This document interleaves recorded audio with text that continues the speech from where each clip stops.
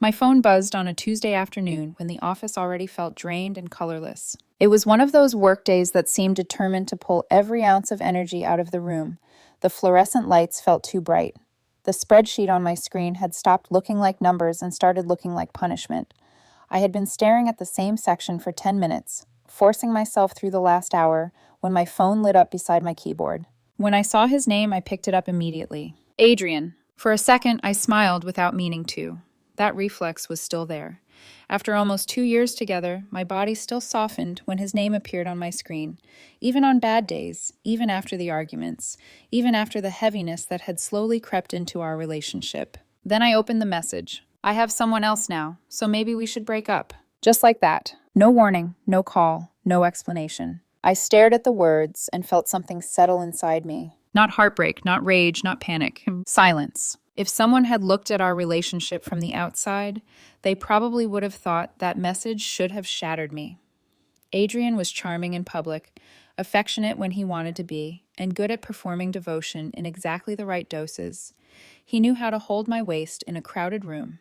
He knew how to kiss my forehead when other people were watching. He knew how to sound sincere. But if you had actually been living inside that relationship, you would have known the message didn't come out of nowhere. It came from the same place everything else had come from, the tests. At first, I didn't even call them that.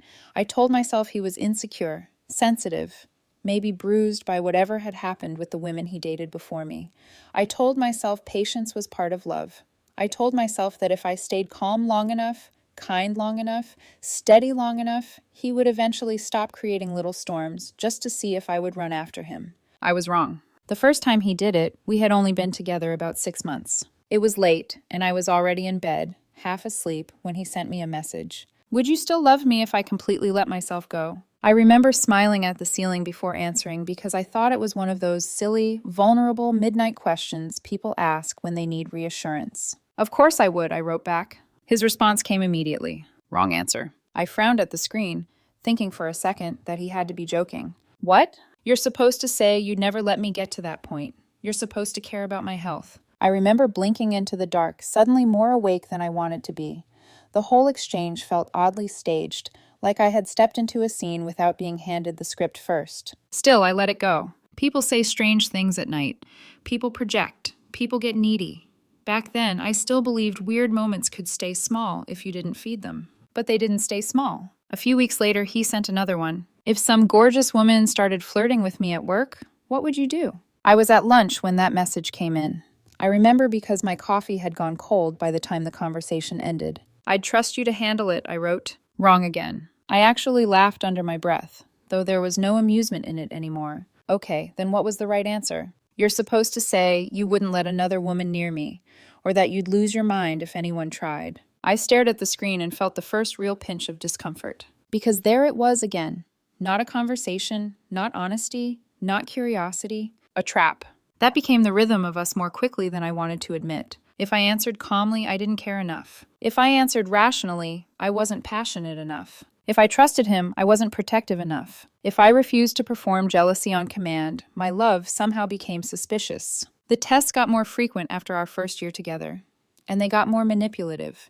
He stopped asking playful questions and started setting emotional ambushes. One afternoon, he texted me, "My coworker keeps flirting with me." I was between meetings, exhausted and already late. Okay, I replied. That's all you have to say? I paused, my fingers hovering over the screen. What do you want me to say? You should care, Naomi. I stared at the message, then typed the first honest thing that came to mind. Are you interested in her? Number. Then what's the problem? He didn't answer for nearly 2 hours. When he finally did, the message was short enough to fit on one line and ugly enough to stay with me for days. You're supposed to fight for me. I remember putting my phone face down on my desk and just sitting there with my jaw tight, staring at nothing. Because that sentence changed something. Love shouldn't need stage threats and artificial rivals just to feel real.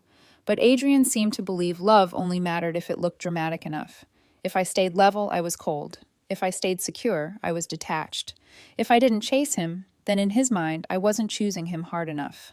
And the worst part was that for a long time, I adapted. I explained myself more than I should have. I comforted him after he created the discomfort. I apologized in conversations where I had done nothing wrong because I was too tired to keep going in circles. There were nights I lay awake replaying entire text exchanges, wondering whether I had sounded too neutral, too distant, too composed. There were mornings I found myself softening replies before he had even accused me of not caring, as if I could outrun the next trap by becoming more careful, more loving, more precise. But traps don't disappear when you step lightly. They multiply. About 3 months before that Tuesday message, he sent me another one. What would you do if I broke up with you tomorrow? I was standing in my kitchen when I read it, one hand still wrapped around a mug I'd forgotten to drink from. I thought about it before answering because by then I knew every question from him came with a blade hidden inside it. I'd be hurt, I finally wrote, but I'd respect your decision. Wrong answer. I actually closed my eyes. Why? Because if you loved me, you'd say you'd fight for me no matter what. That was the moment something inside me went still in a way I had never felt before. Not because he had disappointed me. That had happened too many times to surprise me. It was because I finally understood the structure of the whole thing. Adrian did not want honesty. He wanted proof in the shape of panic. He wanted intensity he could measure. He wanted tears, pleading, jealousy, a performance large enough to reassure him that he was desired. And once I saw it clearly, I couldn't unsee it. Every conversation after that felt rigged from the start. Which brought me back to that Tuesday afternoon, to his message glowing cold in my hand. I have someone else now, so maybe we should break up. For a moment, I considered calling him. A small, tired part of me wondered whether this was finally real, whether there really was another woman, whether he meant every word. But then another memory rose up almost immediately. 3 weeks earlier, he had texted me late at night. If I ever left you, would you try to stop me? And I had answered with the truth. No, I wouldn't stop someone who wants to leave. He had hated that answer too. So sitting there at my desk, staring at the newest version of the same old game, I felt something in me make a clean, quiet decision. I didn't call. I didn't ask who she was. I didn't ask whether he meant it. I didn't offer him one more stage to stand on. I opened the message box and typed back, "Come get your stuff." Then I added one more sentence. Or the trash truck will. I read it once. No shaking hands. No second thoughts. Then I hit send and placed my phone back on the desk. For the first time in nearly 2 years, I gave him no drama at all. And somehow, I already knew that would be the one response he would never know how to handle. 5 minutes. That's how long it took. My phone lit up again, vibrating harder this time, like it was trying to pull me back into something I had already stepped out of. His name filled the screen. Adrian. I let it ring once, twice, 3 times. Then I picked up. Hello? His voice didn't sound like the message he had sent. There was no confidence, no calm certainty. No trace of the man who had casually informed me he had someone else. Wait, are you serious? Yes. A pause. I could hear him breathing on the other end. Fast. Uneven. You're just ending it like that? You said you have someone else. That's not what I meant. Of course it wasn't. It never was. I let the silence stretch for a moment before asking, Then what did you mean? He hesitated. I thought you'd react. There it was. Not confusion, not regret. Expectation. You did react, he added quickly. You're overreacting. I let out a quiet breath. No, I'm just done reacting the way you want me to. Another pause. Longer this time. I could hear the shift happening in real time. The part of him that usually guided these conversations was suddenly finding nothing to grab onto. You're throwing away 2 years over one text? He asked. No, I said. You threw it away when you sent it. Silence. Then he tried again, voice tightening. You know I didn't mean it like that. You said you have someone else. I was testing you. The word landed exactly where it was supposed to. Not shocking. Just final. I know, I said quietly. That caught him off guard more than anything else. What? I know, you've been testing me for a long time. His breathing changed again. Slower now, but heavier. That's not fair. It's accurate. You're twisting things. No, I'm finally seeing them clearly. Another stretch of silence. Then he changed tactics. Okay, look, maybe I shouldn't have said that. Maybe it was stupid, but you know how I am. Yes. That was exactly the problem. You don't just say things, I replied. You set them up. You told me you have someone else and expected me to panic, beg, chase you, prove something. That's not begging, he snapped. That's caring. I did care. His response came immediately. Did? Yes. The word hung there, sharper than anything else I had said. For a second, I thought he might get angry enough to push harder. Instead, his voice dropped. So now you just don't? I care enough to walk away when someone disrespects me. That did it. The silence that followed wasn't confusion anymore. It was pressure. You're being dramatic. No, you are. You're taking one thing and blowing it up into...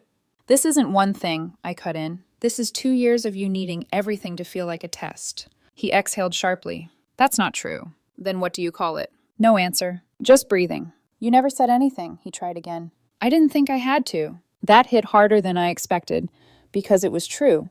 I shouldn't have had to explain that love isn't a competition, and that someone staying calm doesn't mean she cares less. After a long pause, he said quietly, I thought you'd fight for me. There it was again. The same sentence under everything from the beginning. I'm not fighting for someone who's already looking for a way out. I'm not looking for a way out. You said you have someone else. I didn't mean it. You still said it. He went quiet again. Then his tone changed. You're really serious about the trash truck thing? Yes. You would actually throw my stuff away? If you don't come get it, yes. A sharp inhale. You can't do that. You told me we're done.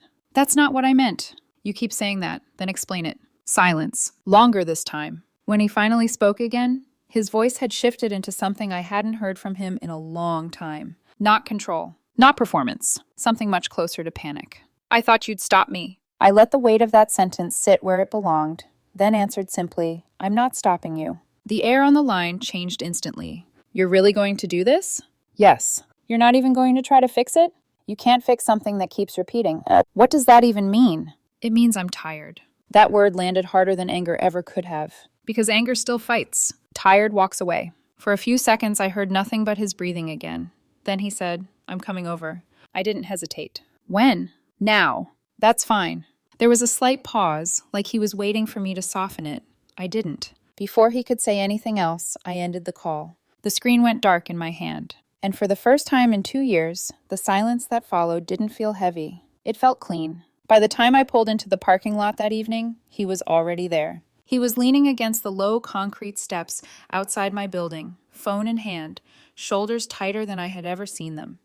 The moment my headlights swept across him, he straightened. Waiting. Not pacing, not calling again, just waiting. That was new. I turned off the engine and stepped out of the car. You actually packed everything, he said the second I got close enough. Yes. You weren't kidding.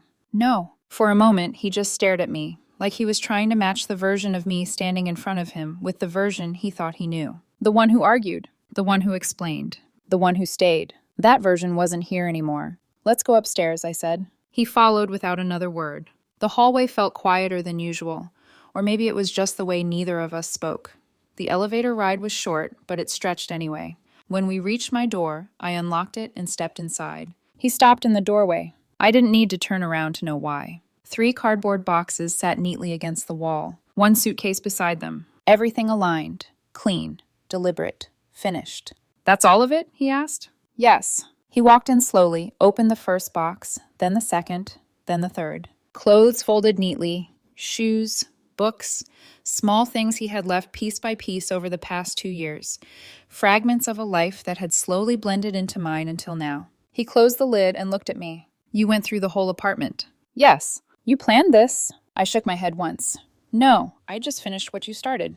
That landed. He leaned back against the kitchen counter, arms folded, like he needed something to hold on to. You're serious about ending this? Yes. All because of a text? All because of what that text represents. A flicker of irritation crossed his face. You're making it bigger than it is. No, I'm seeing it for what it is. He pushed off the counter and took a step closer. I told you I didn't mean it.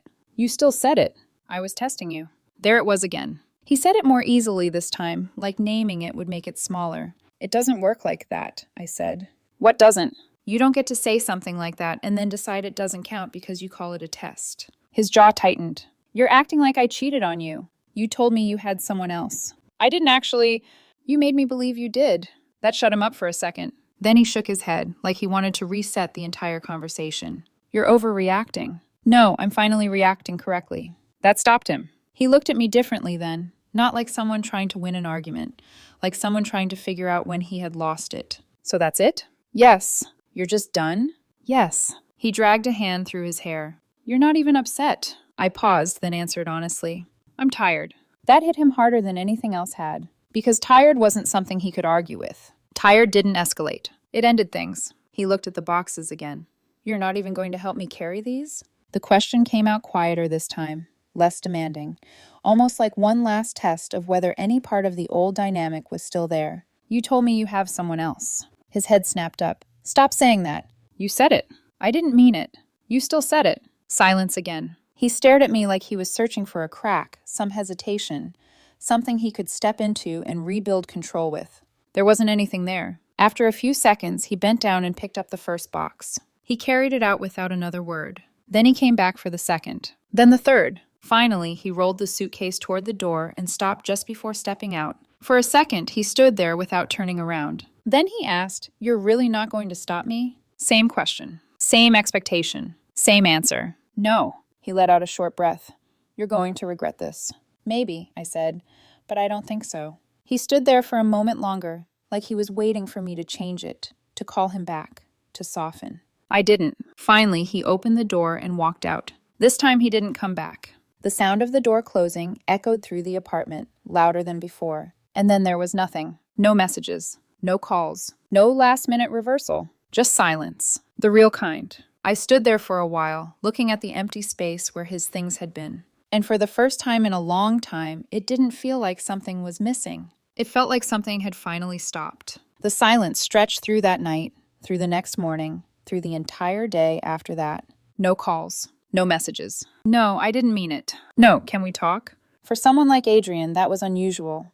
Silence had never really been his style. He preferred movement, reaction, emotional noise he could shape and redirect.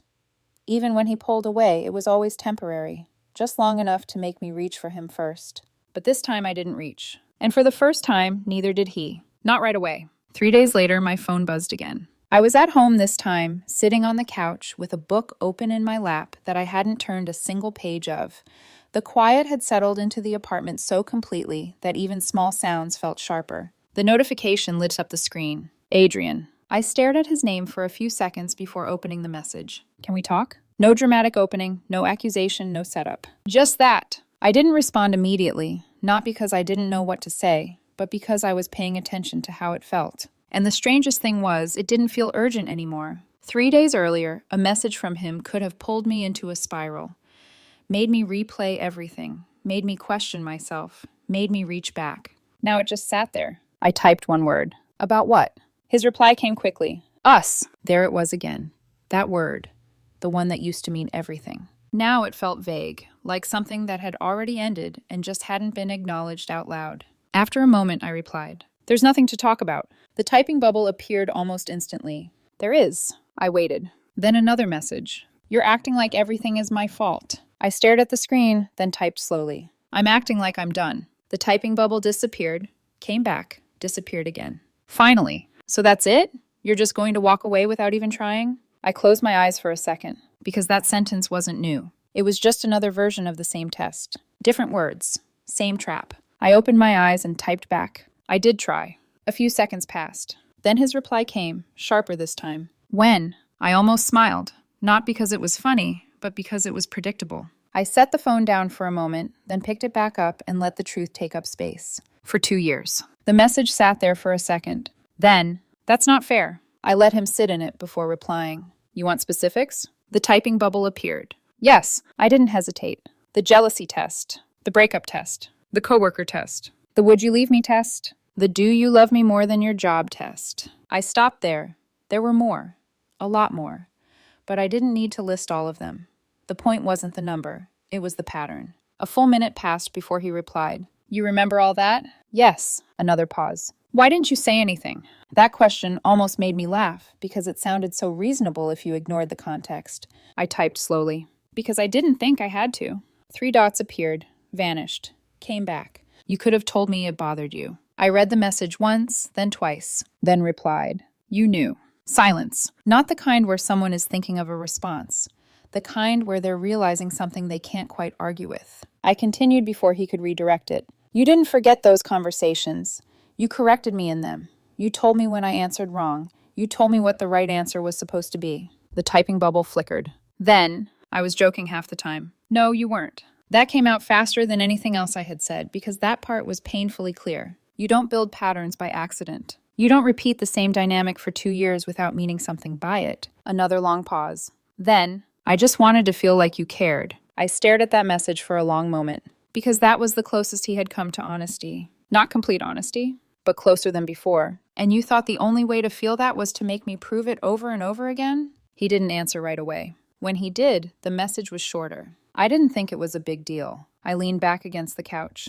That was it. That was the entire problem, reduced to one sentence. It wasn't a big deal to him. Not when he sent those messages, not when he watched me navigate them, not when he corrected me, not when he made me question myself, not when he turned love into something I had to constantly demonstrate. It only became a big deal when I stopped playing. I picked up the phone again. It was a big deal to me. The typing bubble appeared almost immediately. Then why didn't you leave sooner? I read the message and let out a quiet breath. Because that question was different. It wasn't defensive. It wasn't controlling. It was confused. I typed back honestly. Because I thought it would stop. A pause. Then, and now? Now I know it won't. The screen stayed still after that. No typing bubble. No quick response. Just quiet. For a long time. Then finally, I didn't think you'd actually leave. I looked at those words, and for the first time since all of this started, I understood something clearly. This had never been about testing love. It had been about assuming I would always stay. That no matter what he said, no matter how far he pushed,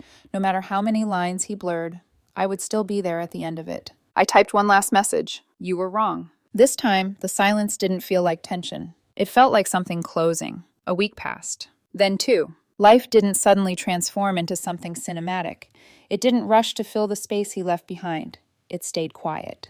And slowly, that quiet stopped feeling unfamiliar. I started noticing small things first. The way my evenings no longer revolved around anticipating his moods. The way my phone stopped feeling like something I had to monitor. The way conversations with friends no longer had tension sitting underneath them. There were no tests, no hidden questions, no moments where I had to pause and think, what's the right answer this time? Just normal. And the longer I sat in it, the more I realized how abnormal everything before it had been. It was almost 3 weeks after the breakup when he showed up again, unannounced. I had just gotten home, keys still in my hand, when there was a knock at the door. Sharp, quick, familiar. For a second, I didn't move, not because I didn't know who it was, but because I did. I walked over slowly and opened the door. He was standing there. No boxes this time, no ready excuse in his eyes, just him. You didn't answer my last message, he said. I didn't need to. He swallowed and glanced past me into the apartment, like he was checking whether anything had changed. It had. He just couldn't see it. Can I come in? No. The answer came out clean, immediate, final. He blinked. Just for a minute. No. A flicker of frustration crossed his face. You're seriously not even going to let me talk to you? You already said what you needed to say. That's not true.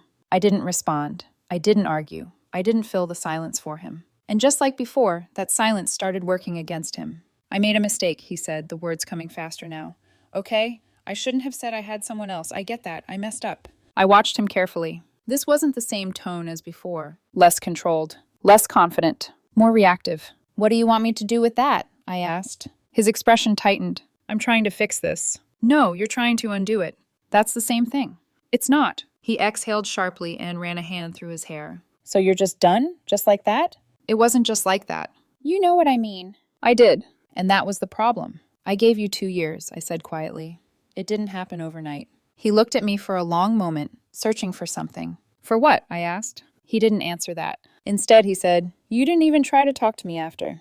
I did, for 2 years. That's not what I mean. I know. Silence again. Then he shifted tactics. You think you're perfect? I almost expected that. No. Then why are you acting like everything was my fault? I'm not. Then what is this? This is me choosing not to stay in something that doesn't work. Oh. He shook his head, frustration building. You're acting like I did something unforgivable. You made it impossible to trust you. That's not the same thing. It is for me. That stopped him again. Because trust wasn't a debate. It wasn't something he could redefine in the middle of a conversation. It either existed or it didn't. And you're just okay with walking away? I thought about that for a second. Then I answered honestly. Yes. The word came out softer than before, but it didn't waver. He stared at me longer this time, like he was trying to understand how it had gotten to this point without him noticing. You're really not coming back, he said. It wasn't a question. No. A small pause. Then, what if I change? I met his eyes. And for a moment I saw it. Not manipulation. Not performance. Just uncertainty. The first real one. But it came too late. That's something you should do for yourself, I said. Not to keep me. He looked down for a second, then back up. And if I do? It doesn't change this. That was the line he couldn't cross. Not with words, not with emotion, not with history. He let out a slow breath, shoulders dropping slightly, like something inside him had finally stopped pushing. For a few seconds, neither of us spoke. Then he nodded once, small, almost unnoticeable. Okay. No argument. No last attempt. No sudden reversal. Just acceptance. Or something close enough to it. He turned and walked away. This time I didn't watch him go. I closed the door before he reached the end of the hallway. And when the lock clicked into place, it didn't feel like I was shutting him out. It felt like I was finally keeping something in. 4 months later, his name came up again. Not on my phone. Not in a message. From someone else. It was a mutual friend, the kind of connection that survives breakups without choosing sides. We were sitting across from each other at a small cafe, sunlight cutting across the table, everything calm in a way my life hadn't felt in a long time. She hesitated before saying it. I ran into Adrian. I didn't react right away. Okay. She watched me for a second. He's been seeing someone, she added. I nodded once. I figured. A pause. Then, it didn't last. Of course it didn't. I didn't say that out loud. I just waited. She leaned in slightly and lowered her voice. She said he kept testing her. There it was. The same word. The same pattern. Just a different woman on the receiving end. I looked down at my cup and traced the edge of it with my finger for a second before asking, what kind of testing? My friend gave a small, almost awkward smile. The same things, apparently. Asking weird questions, trying to make her jealous, seeing how she'd react if he said he might leave. I exhaled slowly, not out of surprise, just confirmation. She didn't handle it the way he expected, my friend continued. At first, she played along. Then she got tired. And when she stopped reacting, he pushed harder. I nodded. I didn't need the rest of the story. I already knew how it ended. He told her she didn't care enough, she added, that she wasn't fighting for him. That almost made me smile. Not because it was funny, but because it was so predictable. And she left. Simple. Clean. Final. Just like I had. My friend studied me for a moment. You're not surprised. No. You don't feel anything about it? I thought about that question carefully. Not the answer I should give. The answer that was actually true. No, I said finally. And I meant it. Because whatever I had felt for him, every version of it, every layer of it, had already been stretched, tested, and worn down long before the breakup ever happened. By the time I walked away, there was nothing left to break. Life didn't dramatically improve overnight after he left. It didn't need to. It just stabilized. The chaos disappeared first. Then the tension. Then the low-level anxiety I hadn't even realized I was carrying. I stopped second-guessing my replies. Stopped rereading messages before sending them. Stopped preparing for conversations like they were something I had to pass. And in the space that opened up, something quieter took its place. Peace. Real peace. Not the kind that feels empty. The kind that feels steady. There were nights I sat on the couch in complete silence. No TV, no music, no distractions.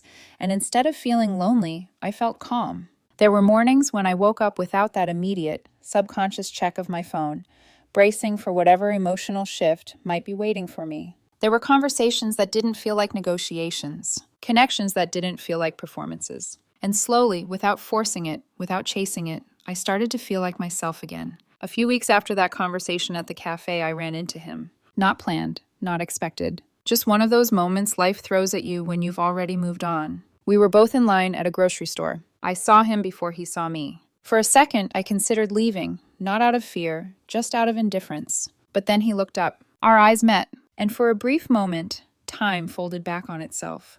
Not in a dramatic way, just enough to recognize what used to be there. He walked over slowly. Hey. No tension, no edge, no unfinished business hanging between us.